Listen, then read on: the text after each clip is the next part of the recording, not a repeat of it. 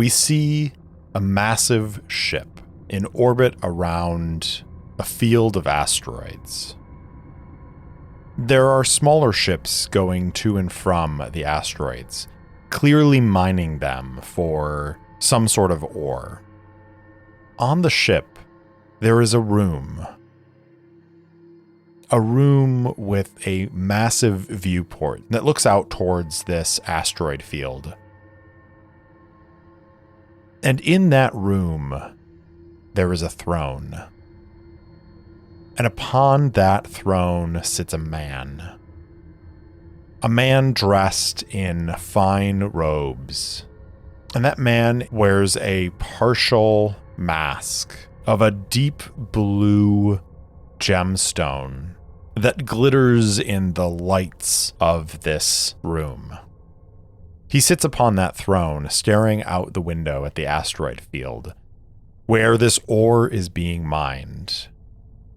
And then he turns his head slowly. And there is another person who has just entered the room.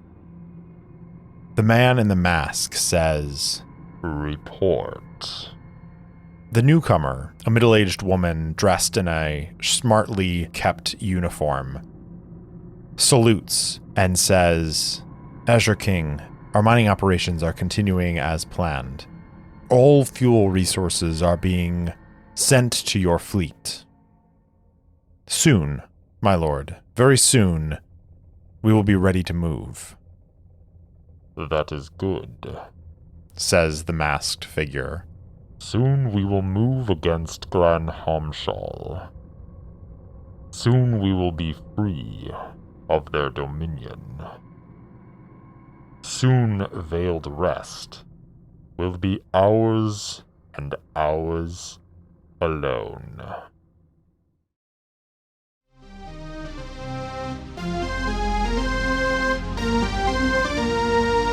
Welcome back for another episode of Errant Adventures, the solo actual play podcast where stories are told at the speed of dice.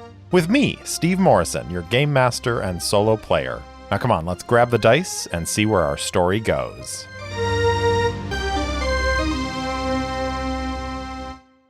Welcome back for episode 8 of Season 3, Cry Havoc. Last time, Alexis Wolfe and Raven fled from the docking bay that was locked down by Azure Court soldiers. They barely managed to avoid being captured. Raven, who was unwilling to put any of their friends at risk by going to them, couldn't think of a good place for them to hide on the small Scirocco station. Wolfe received a message from Dr. Winter offering help, which Wolfe decided was undoubtedly a trap. But she thought that perhaps there was something they could do regardless. So they snuck into the Ascendancy Vault research office next to the Brightman Initiative on level 6, and Wolfe leaves Raven there before crawling through the maintenance shafts to the Radiant Council labs. She communicates with Dr. Winter through written means and discovers there are 2 soldiers in the room across from the office. Dr. Winter is sealed in, but she convinces one of the guards to bring her some food.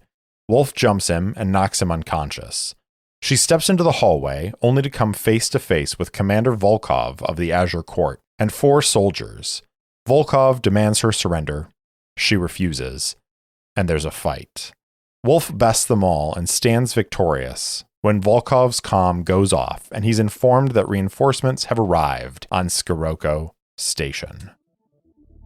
Wolfe, standing amidst the unconscious forms of the Azure Court soldiers, turns to Dr. Winter and says, "I'll be taking those supplies now, Doctor." Dr. Winter looks around, nods, and says, "Of course, this way," and leads Wolfe through the halls to another room.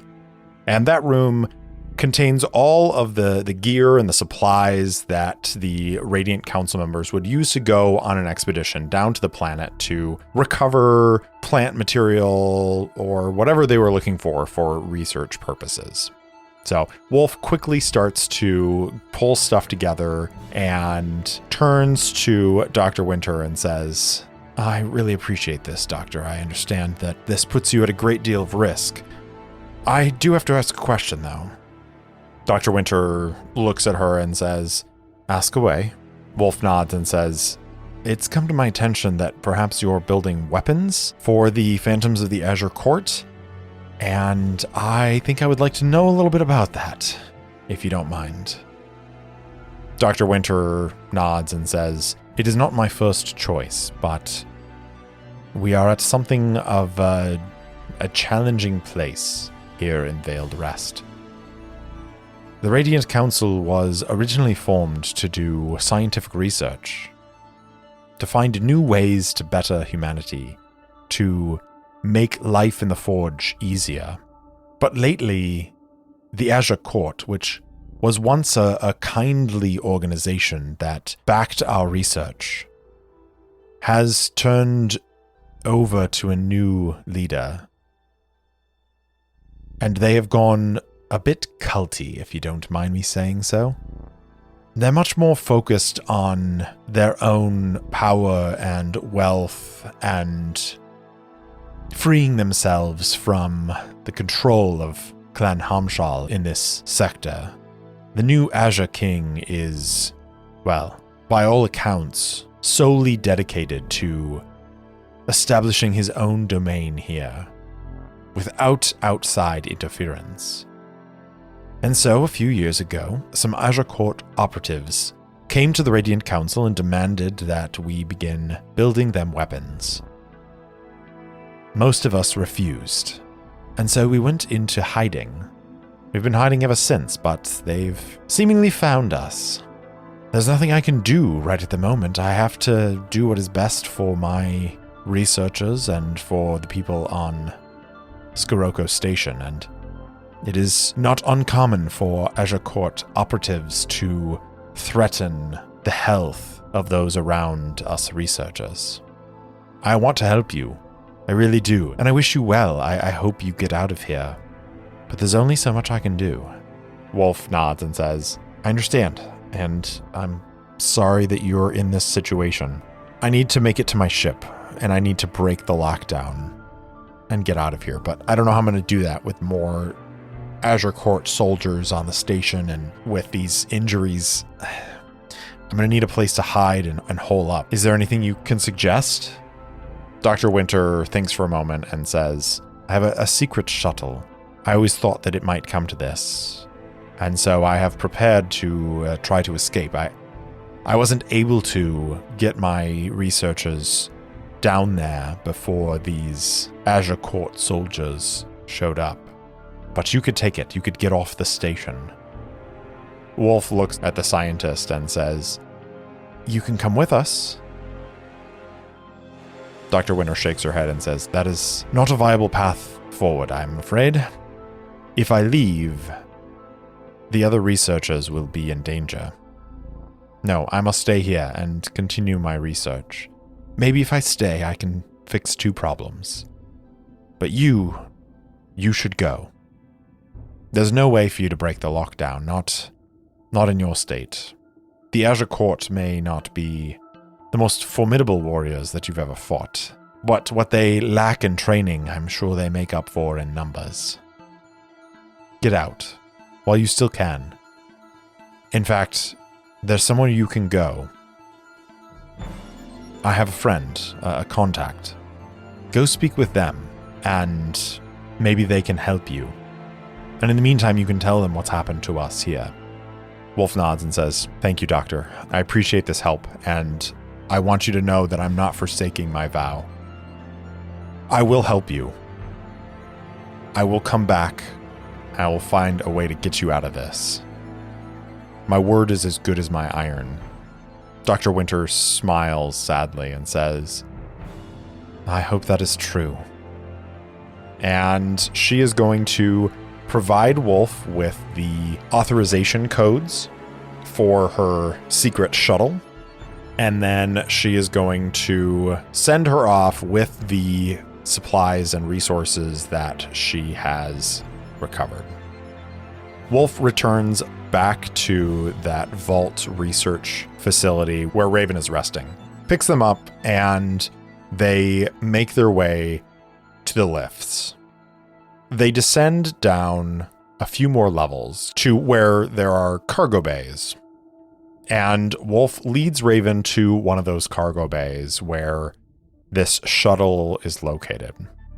It's sealed inside an unmarked crate. Wolfe seals off the cargo bay, opens the crate, they climb into this shuttle, and then they activate the decompression sequence. Now, normally something like this would be covered by the lockdown, but because Dr. Winter had time to plan for this escape, the protocols that would open up the cargo bay's doors are already circumventing the lockdown. And so the doors slide open, and Wolfe and Raven on this escape shuttle launch out into space. Now, Wolfe, I think, is reluctant to leave the Dead Reckoning behind. So I have a question for the Oracle. Because Valkyrie is a rather unique and powerful AI, is it possible that Valkyrie has bypassed the lockdown of the shuttle bay and can launch the Dead Reckoning into space? I think it is 50-50 because yes, Valkyrie is a powerful AI, but I don't know that they are so powerful that they are going to be able to this quickly overcome the lockdown. So we'll say 50-50, 50 or less on the dice will be a yes. 3. That is about as resounding a yes as you could possibly get. So the shuttle exits the cargo bay, and Wolfe fires the thrusters and starts to move them away from the station. And I think almost immediately there are warning klaxons as there is a legitimate Azure Court destroyer in the system close to Sirocco Station. Small fighters begin to spill out of this destroyer and head towards the cargo bay. And Raven, who is injured but is also a pilot, says, Wolfe, you want to give me the controls? I think I can lose them. Wolfe happily turns the controls over to a much more skilled pilot. And then the computer system begins to chime, and there is another contact. And this contact is coming up from the planet's surface. And Wolfe says, oh, great, we've got another ship coming in. Until the comm chimes open, and Valkyrie says, Shuttle, I hope you are who I think you are. Please acknowledge. Wolfe slaps the comm and says, Val, is that you? Wolfe, it is good to hear your voice. I was afraid you would be caught. Yeah, well, we're not out of the woods yet. There are some ships coming our way. We are, in fact, out of the woods, Wolfe. We are in space. Did you take a hit to the head? Val, come on, you know what sarcasm... This is a joke, isn't it? You're telling a joke right now. There are fighters bearing down on us. No worries, Wolfe. The E-drive has been charged. Prepare to dock, and the Dead Reckoning flies in. Raven maneuvers the shuttle into the docking bay. As the docking bay doors close around the shuttle, there is a hum in the deck plate as the Dead Reckoning fires up its E-drive, and in an instant, space folds and the ship is gone into the drift. And now for something new, a mid-roll ad break. We'll be back to the adventure in just a moment. I'd like you to join me on a journey into danger and mystery. Are you looking for an action and intrigue-packed solo RPG podcast? One that tells a compelling story and then pulls back the curtain. The Lone Adventurer is split 50-50. Half is a dramatic audiobook-style story set in a dark fantasy magitech world, and half is a step-by-step guide. A guide to how the drama has been created, how solo RPGs work, and how you can create solo adventures of your own. M. Guns gave this review: I have listened to a few different iterations of fantasy storytelling, and this one rates at the top, along with Me, Myself, and I. And Mr. Pizzle had this to say: Carl has really knocked it out of the park with this one. Amazing production, and pulls you into the story right off the bat. You can find The Lone Adventurer on the podcatcher of your choice, on YouTube, or at theloneadventurer.podbean.com. The adventure is just getting started. I hope you'll join me. So we have successfully escaped Scirocco Station, which is great. And the Dead Reckoning is now in eDrive. So let's take a moment and do some maintenance, because Wolfe is in a pretty bad way. Spirit is 0, supply is 0, health is 1, momentum's only at 2. So we are going to retroactively roll resupply to represent the supplies that Wolfe gathered while she was on Scirocco Station, and then also just what supplies are on the Dead Reckoning itself. This, I think, is going to be plus wits because it's scavenging or crafting. So we're going to roll +2 on this. Here we go. 5 on the action score, a 3 and a 10 on the challenge dice for a weak hit. As above, but you must first deal with a cost, complication, or demand. Envision the nature of this obstacle. So the above part of that is, if you're unprepared, clear the impact and take +1 supply. So we can do that right now. We're no longer unprepared and we're sitting at 1 supply. But there is some sort of cost, complication, or demand. So I think it's pretty obvious. The demand was Dr. Winter telling Wolfe that she needed to go meet her contact and tell them what was happening on Scirocco Station. And probably wherever that contact is, it's not going to be in necessarily a safe place for Wolfe to go to. So it was a big ask, but also a sort of, I'm giving you these supplies to escape. Please go do this thing for me, to which Wolfe agreed. So why don't we go ahead and figure out who and where we're going next. I don't think that we have to make a new iron vow for this particular complication, because I think it all factors into the find out what's going on and help out. So let's just roll up a character, this person that they are going to go see. And let's do that by rolling a character roll. So what kind of character is this? 82, a shipwright. Interesting. So this person is a shipwright. What is their goal? 40. Maintain order. A shipwright who wants to maintain order. I don't think we need to figure out anything else about them yet. I think the next part is to determine where they are located and what place they need to go to. Is this person in this sector? I think that is almost certain. So 90 or less. 65 is a yes. So they are in this sector. Let's find out what kind of place they are at. Are they on a planet? Are they in an orbital station? Or are they in deep space? 12 is planet side. Let's see what kind of settlement they're at. 35 is hundreds. So there are hundreds of people at this settlement. And once again, let's just give it a name. The name of the settlement is 81 Sepulchre. So that's fun. So Sepulchre is a settlement on a planet where this shipwright is located who wants to maintain order.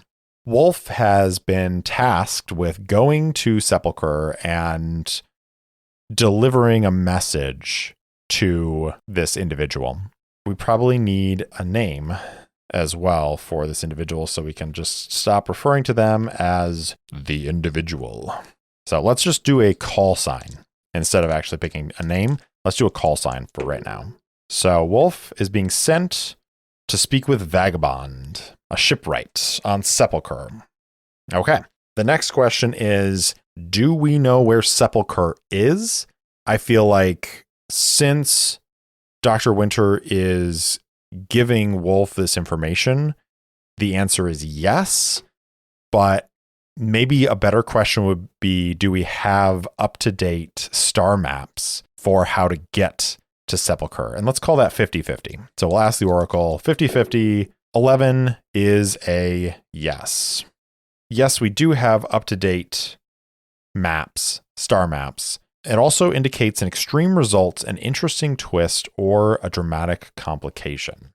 I mean, I feel like if they're a shipwright and they're on this planet of Sepulchre, is Sepulchre the heart of Veiled Rest? Is Sepulchre where the capital of the Azure Court is?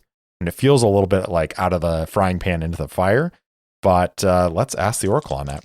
Is Sepulchre the capital? I think it's unlikely that Dr. Winter would send Wolfe to the capital of the Azure Court.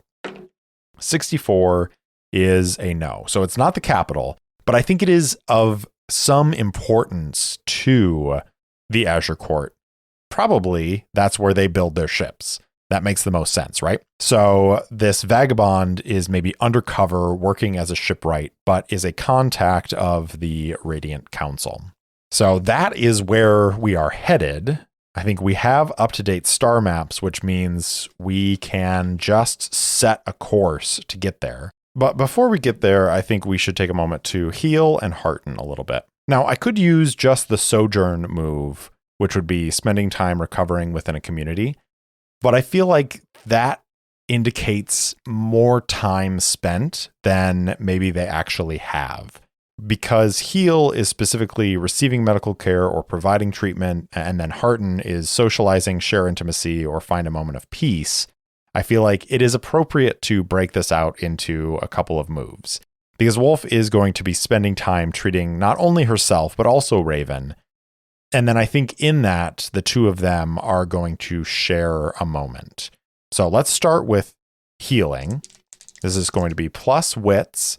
And because Wolfe is a healer, when you give medical care to heal yourself or another character, add +1. If you are treating someone other than yourself, take +1 spirit or +1 momentum on a hit. She's definitely treating herself in this case, because I think there's not really any risk of Raven getting worse. So I don't think we have to roll for how well Raven is doing.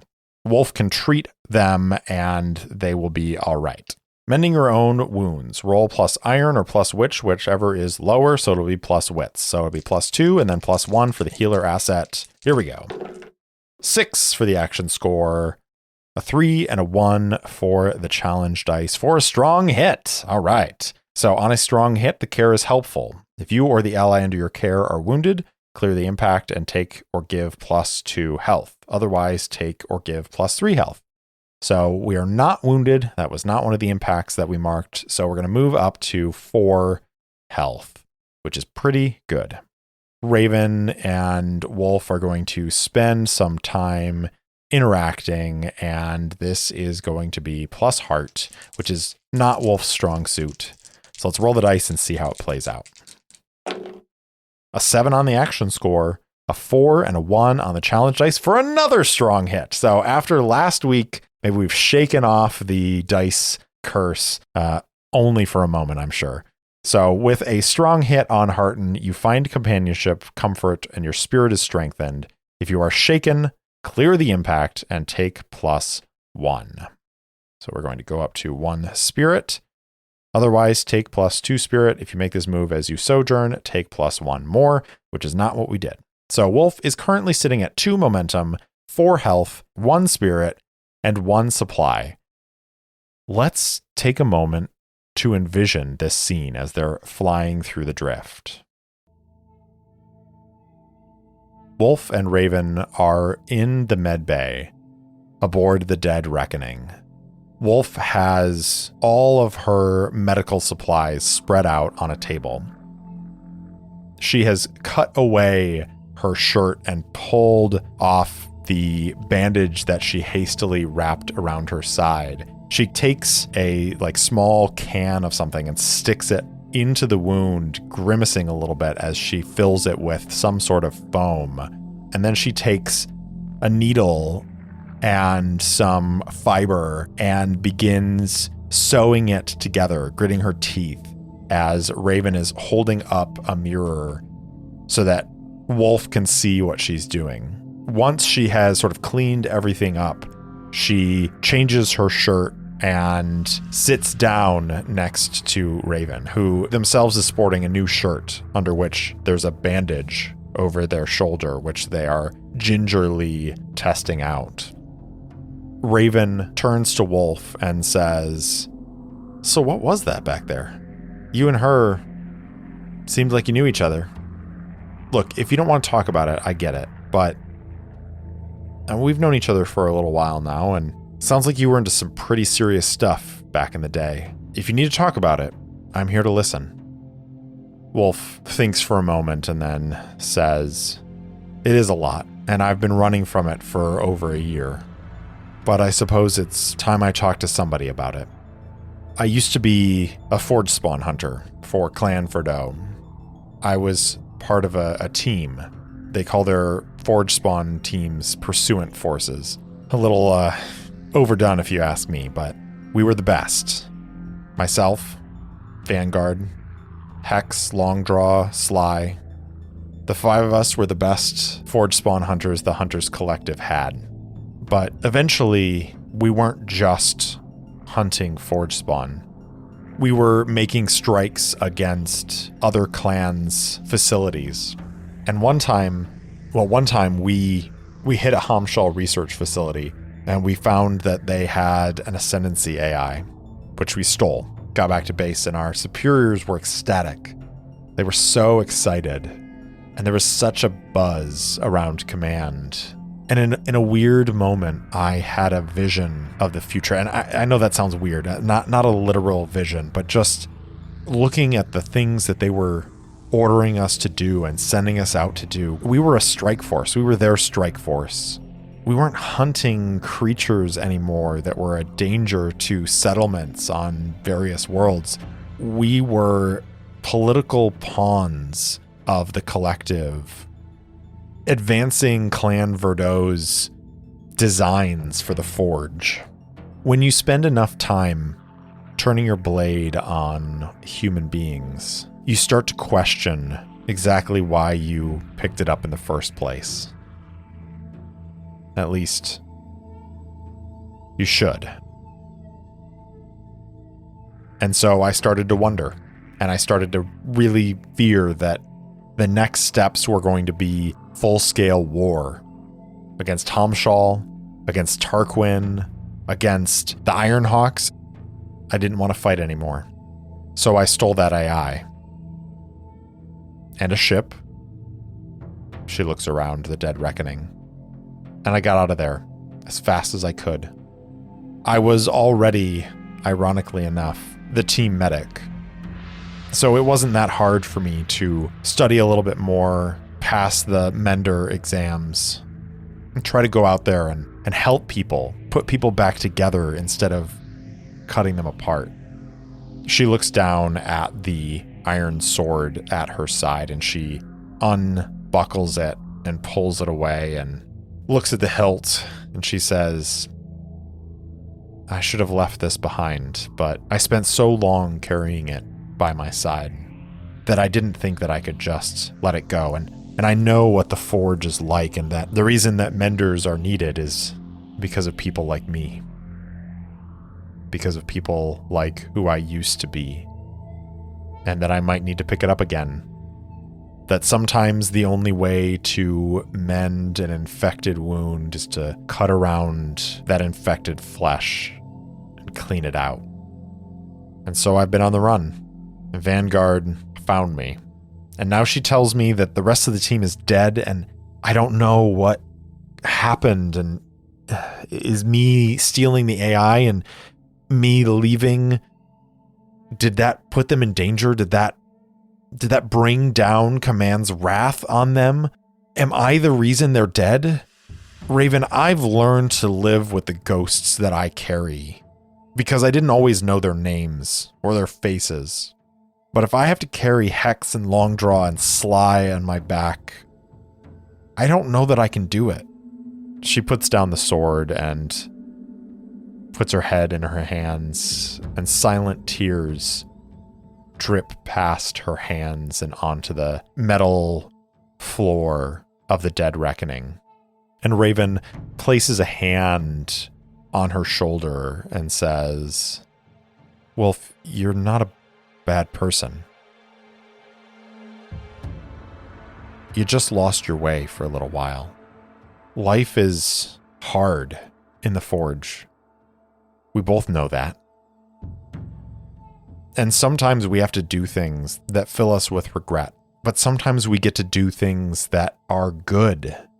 And you've done a lot of good for people. I'm sure those settlements were thankful to have you protecting them from Forge spawn. Think of all of the people that you saved as a hunter. And those people that you killed, that you were sent against by Verdot. It's not your fault. You were a soldier. You were following orders.